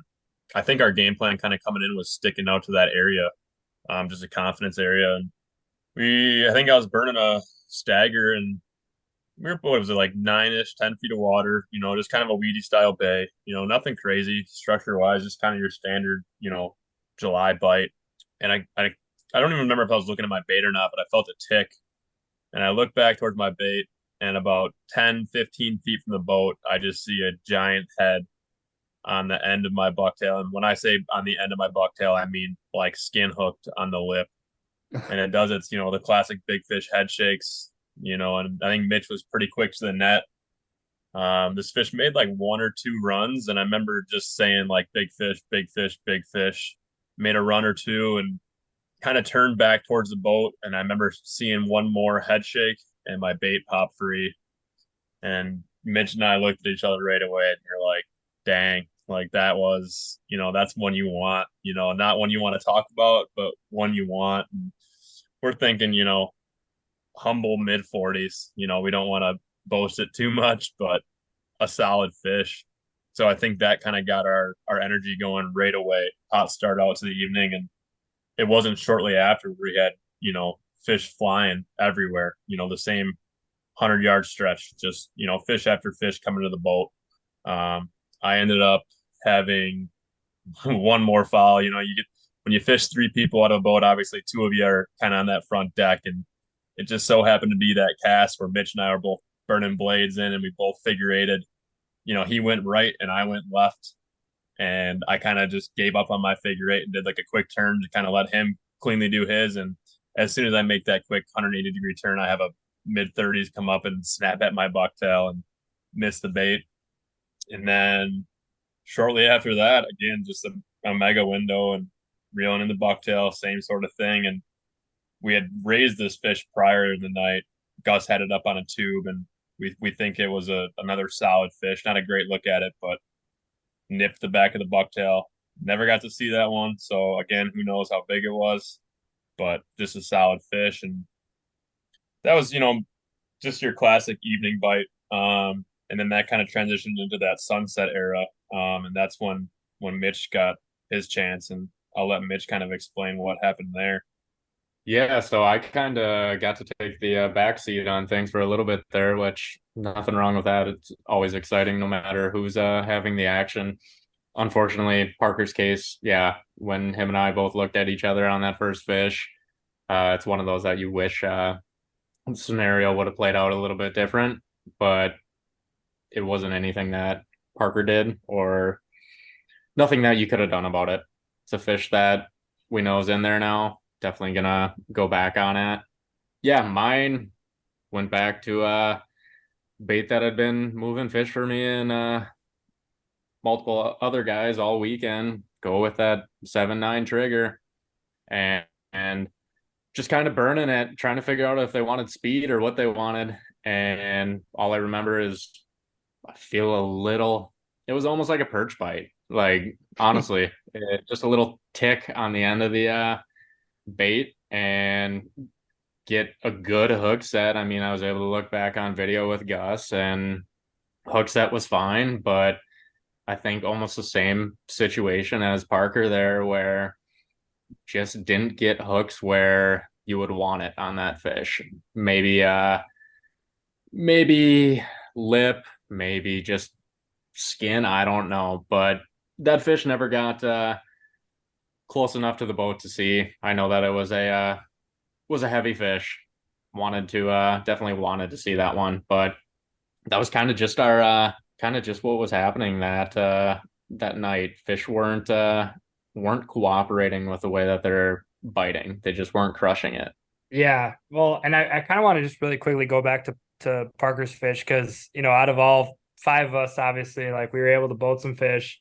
And I got to give props to Parker because he just kept like a damn good attitude through the whole weekend. Like this is a guy last week when he was fishing with Gus, had the hot hand, was putting fish in the boat, had a few fish during league that prior week that he was able to score on. And, then you come into this musky bender and it's like all five of us are getting fish in the bag, like I guess I'm sure there's people out there that have been part of a weekend where you have 2, 3, 4 buddies that are all out musky fishing and you're the guy that's not able to convert or not get one to go. Like how did you keep that good attitude? Like what was going on in your mind? Like is it just one of those things where you just kept waiting for it to happen and then it finally does and you lose the fish and you just chalk it up to it is what it is? Or I guess what was going on your end? I think at the end of the day, it doesn't really matter who catches that fish. And when you're on a musky bender weekend like this, you got two boats just attacking new water. The boats are moving fish, so you don't. Me personally, I don't. If Mitch has a follow next to me or you have a follow next to me, that's the same thing. You know what I mean? It's a team effort, and if people are moving fish, people are moving fish. Whether I'm reeling my bucktail in too slow, too fast, whatever, the deal is. I don't think it really matters. And maybe by Sunday night, after I dumped two of them, maybe you think back and you're like, well, you had your opportunity, but at the end of the day, Brian got a mega. There was how many? I don't even know how many fish we put in the boat that weekend. And I say it's team sport, and it's a great weekend all in all. It was a ton of fun, ton of good, lots of talking, lots of stories, lots of fish being put in the net. And that's what you're looking for at the end of the day. So, No, No, I don't I know. think Just that's keep your head great. straight and keep casting. I think that's great. Honestly, it's like it's awesome to hear that viewpoint, I feel like, because I think it's common, especially when you're just after one big bite. Not everybody's going to get it.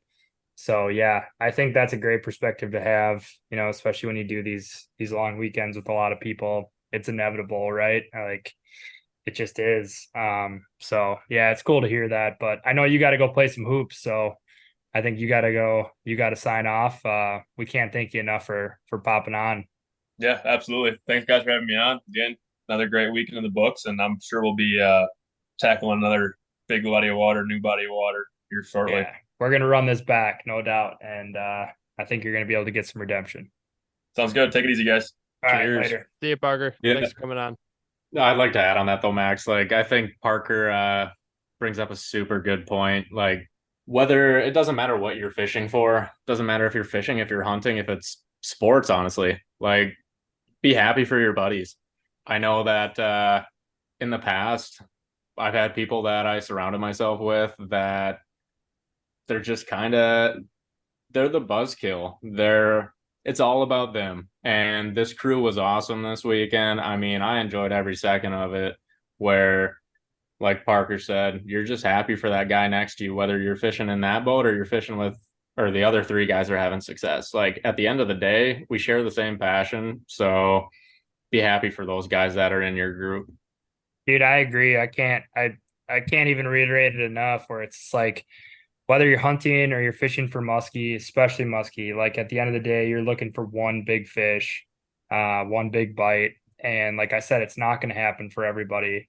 And so if it's like a collective unit trying to get the job done, and when it gets done, everybody can kind of bask in that glory and share the success, it just makes it sweeter, not only for the whole group, but for the guy that catches a fish. Like, you know, I like if you're able to put that big fish in the bag and you got your good buddies around you and everyone's cheering you on, celebrating, like what's a cooler feeling? Like it's just you can't really beat it, honestly. I mean, not to get sentimental about it, but it really is. It's sweet.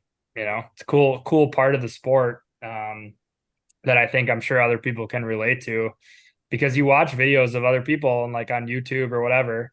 And, I think other people do a really good job of that too, where, one person catches a fish, you see the other guy going just as crazy, damn near. I mean, I think when Brian's fish went in the bag, Gus was more excited than Brian was because Gus knew exactly I knew how big it was. severity of the situation and what was going on. And that's the stuff that gets me pumped up. And I think, if we do this musky bender and we're no matter where the fish comes from, it's going to be that same excitement level. So yeah, I'm glad Parker was able to touch on that before he dipped because I do think it's an important thing, especially in musky fishing. Yeah, I agree there. Parker's mindset, his whole positivity on the weekend, even though he wasn't able to boat one, was just like spot on for like anybody going out musky fishing because you know how difficult it is to bring a fish into the boat. It's always a team sport. And really with that, it's, another little, not even, I shouldn't even say little. That is like the reason or big reason that I kind of went into guiding is for the excitement of other people catching fish and kind of go into new people catching fish. So, I mean, getting a big fish in the boat, team effort, it was so much excitement going around the whole weekend. As they say, the boys were buzzing after that one. But yeah, and the rest boys of the are buzzing. weekend.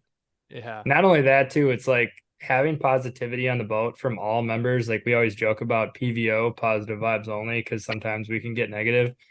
But when It's shit okay to starts get getting down bad. yeah, it's okay. But like definitely when things are down bad, it feels off, it feels wrong. If people are able to continue to keep a positive mindset when they're musky fishing, it's gonna put, like Mitch was saying back, like even on our first night, like when you have confidence, you're fishing it better.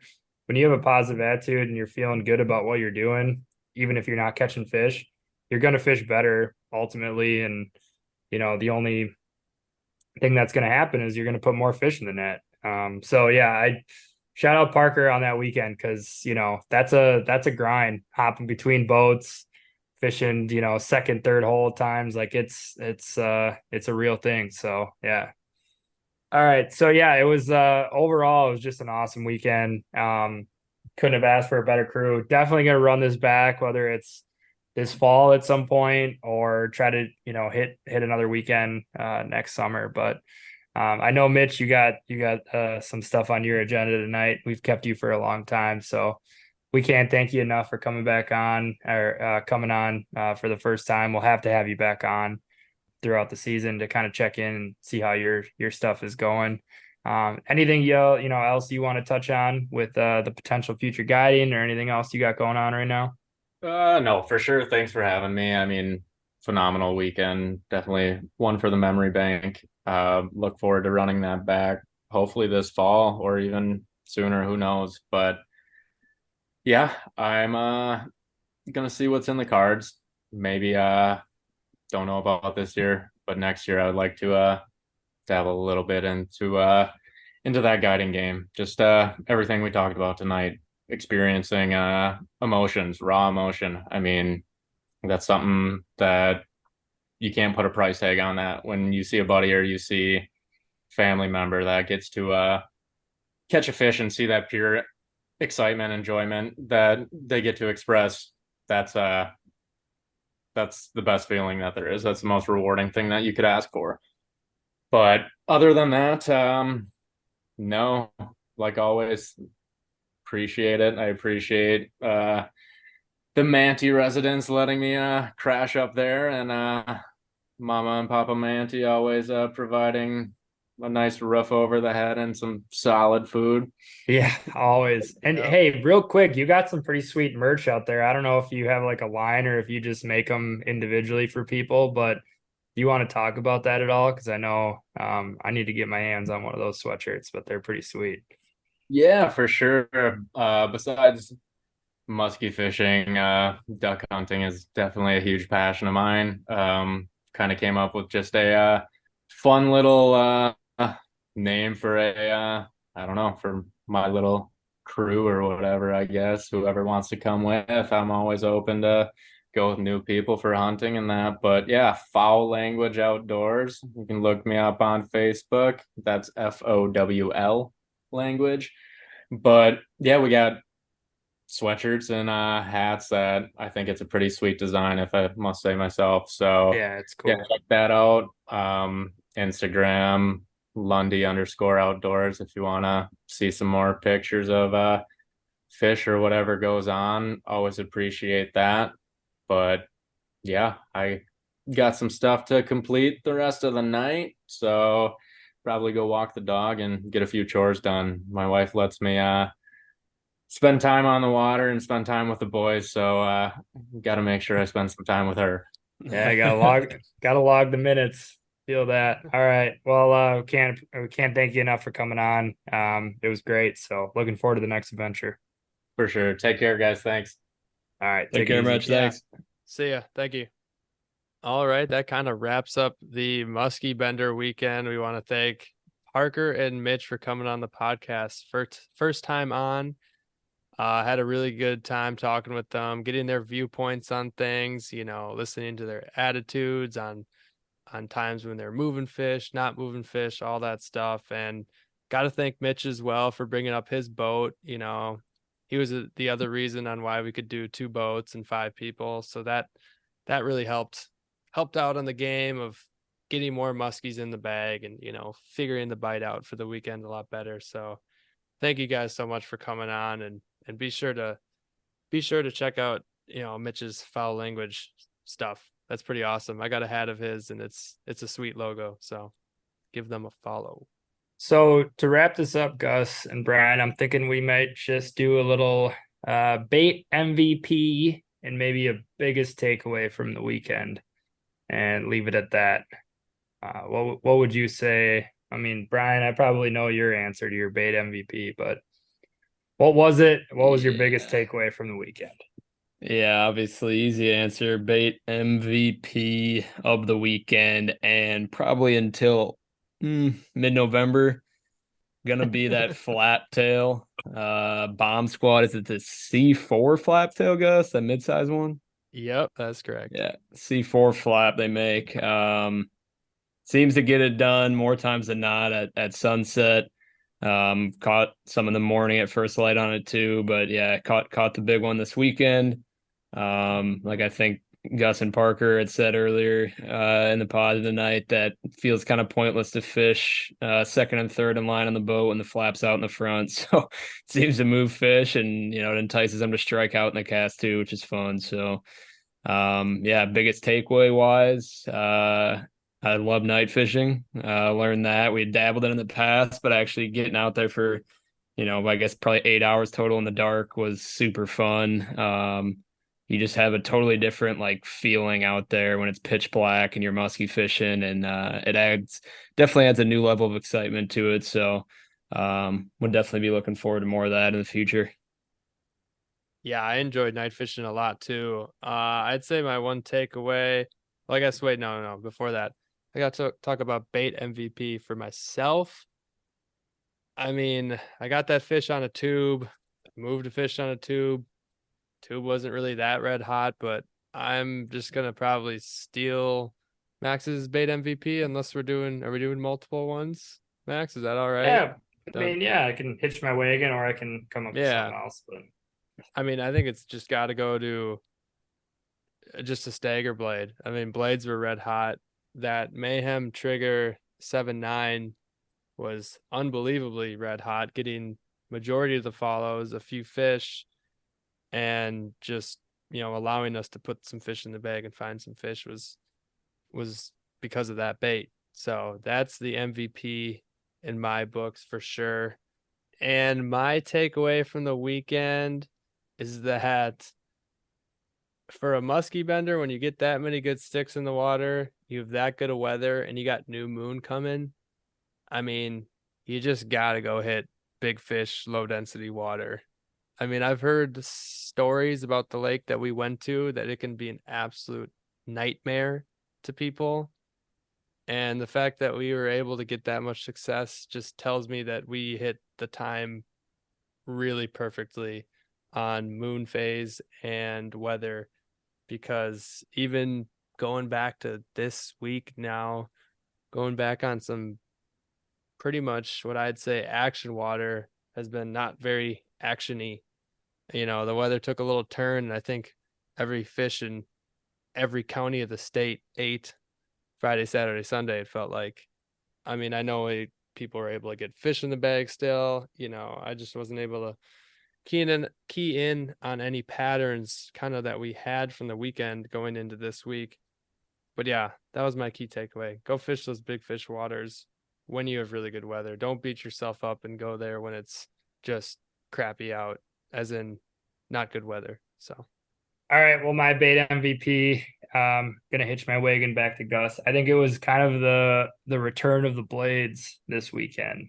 Felt like blades started to produce finally. I know, like Mitch said, it's not something that we throw as often as we probably should, but it really felt like it was the return of the blades. I got a lot of confidence moving forward for the rest of the summer. I think the weeds this year, for whatever reason, have been really great.